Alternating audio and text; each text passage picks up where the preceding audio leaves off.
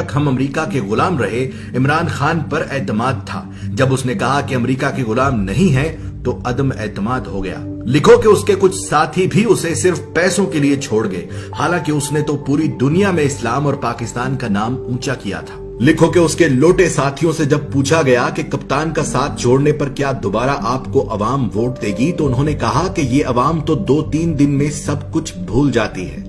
लिखो कि तारीख में पहली मर्तबा अदम एतमाद आया, और वो भी उस वजीर आजम पर जिस पर कोई करप्शन का इल्जाम तक नहीं था। लिखो कि जावेद लतीफ नामी नून लीगी रहनुमा ने सरेआम टीवी चैनल पर कहा कि हाँ, हमने पैसे देकर M&As खरीदे हैं, और ये सुनकर भी इलेक्शन कमीशन नामी मुकद्दस गाय सोई रही। लिखो कि जहां एक निकाह मनसूख करने के लिए भी जज वजह पूछता है, वहां 22 करोड़ आबादी के मुल्क के वजीर आजम को हटाने की वजह न किसी जज ने पूछी, न किसी इलेक्शन कमीशन ने। लिखो कि जहां रिश्वत गुनाह कबीरा में आती है, वहां पैसे और ओहदों के लिए M&As ने डायरेक्ट बोलियां लगवाई।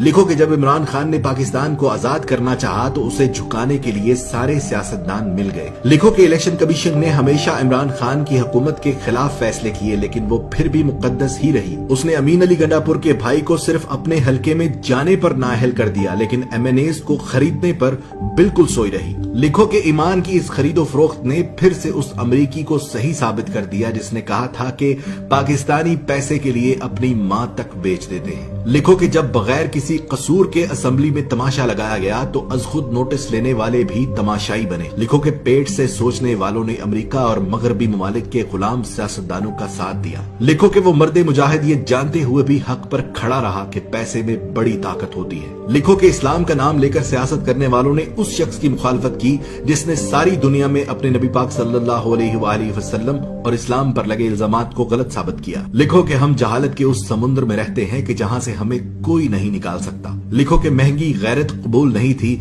इसलिए सस्ती बेगैरती का इंतखाब हुआ। लिखो कि पाकिस्तान में ऐसा वक्त भी आया कि अगर ये कौम चाहती तो अपने लीडर का साथ देकर उसे गुलामी से निकाल सकती थी, मगर झूठे और मक्कार दज्जाली सियासतदानों ने उनकी आंखों पर जहालत की ऐसी पट्टी बांधी कि पेट की दलदल में औंधे मुंह गिर पड़े। गुलाम थे, गुलाम रह गए।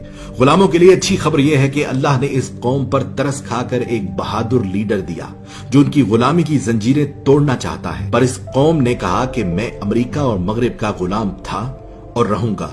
मैं गुलाम इब्ने गुलाम इब्ने गुलाम इब्ने गुलाम। वक्त ने साबित किया कि बर्रे सगीर की ये मिट्टी बड़ी बेवफा है। ये अपने जगाने वालों को खुद मार देती है। जैसे बंगालियों ने मार दिया मुजीबुर रहमान को, पाकिस्तानियों ने मार दिया लियाकत अली को, और गांधी को मार दिया हिंदुओं ने। इसी तरह इमरान खान जो पाकिस्तान को पांव पर खड़ा करना चाहता है, इंसाफ का निजाम कायम करना चाहता है, गरीब और अमीर को एक जैसी जिंदगी देना चाहता है, उसकी जिंदगी में भी कुछ ऐसा ही मोड़ है। देखना सिर्फ ये है कि क्या हमने तारीख से कुछ सीखा, क्या हमने अल्लाह पर भरोसा करना शुरू किया, या आज भी हमारा भरोसा अमेरिका और यूरोप पर है। मेरी दुआ उसके लिए जो हक पर है, मेरी दुआ उसके लिए जो पाकिस्तान का सोचता है, मेरी दुआ सिर्फ उसके लिए जिसका ईमान सिर्फ और सिर्फ अल्लाह पर है। पाकिस्तान